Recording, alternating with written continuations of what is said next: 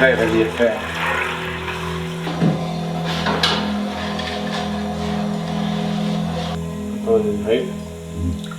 J'ai toujours été passionné par le fromage. Depuis tout petit, j'ai grandi avec des fromages à tous les repas et je me vois un repas sans fromage ou un repas sans vin, c'est pas un repas. Je préfère pas manger. Ici, on produit essentiellement de l'atome. C'est pas de l'atome pressé, on fait des pâtes, on n'est pas non plus sur des pâtes molles, on a un mi-chemin entre les deux. Donc essentiellement des tomes, du brocho et ensuite des crottins de chèvre frais quand on est en période hivernale jusqu'au printemps. On travaille un petit peu sur les crottins frais. Après, dès que les températures montent un peu, on arrête. Nous reviendrons largement sur ce débat encore du chef de l'État dans une édition spéciale sur la scène. Voilà. C'est bon.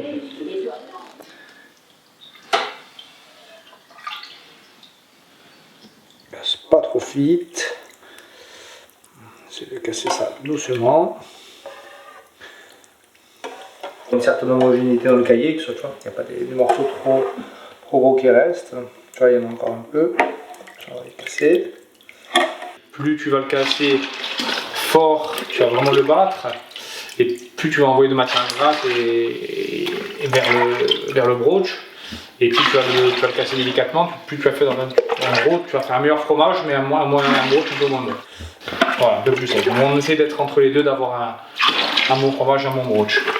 Il y a des régions où ils privilégient vraiment le broach et ils cassent vraiment le cahier très fort, ils le battent pour envoyer un maximum de matière grasse vers le petit lait. Et par contre, ils ont des fromages qui sont souvent très secs, mais ils ont un broach qui est phénoménal. Il faut choisir. Et pendant ce temps-là, on met nos fromages.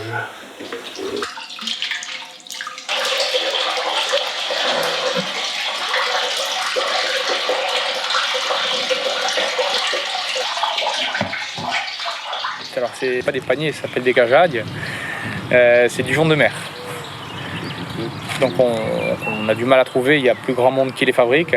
Donc c'était une volonté aussi de travailler avec ces produits traditionnels. Ça apporte un petit plus au fromage, on va dire. Alors, il n'y a pas de pesée de sel, il n'y a rien, mais on arrive à avoir une régularité sur les fromages quand même. Donc.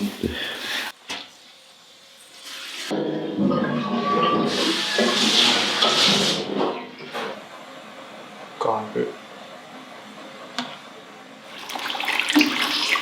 Il faut faire ça délicatement. Il faut faire vite parce que sinon tu as une trop grosse disparité entre le premier que tu as mis dans ta commence à mouler et le dernier qui a cuit beaucoup plus que les autres au final. Parce que la manière dont tu vas aussi le jeter ou le poser dans ta faisselle, c'est ce qui va un peu lui donner sa texture. Tu fais ça comme la purée à la cantine, ça marche pas.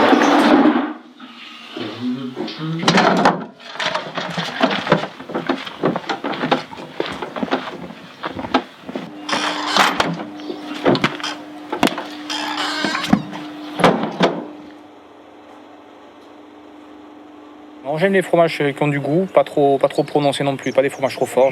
Quand même, il faut qu'ils aient un petit peu d'affinage quand même. J'ai du mal à manger un fromage d'un mois et demi. Il faut quand même qu'il ait du temps.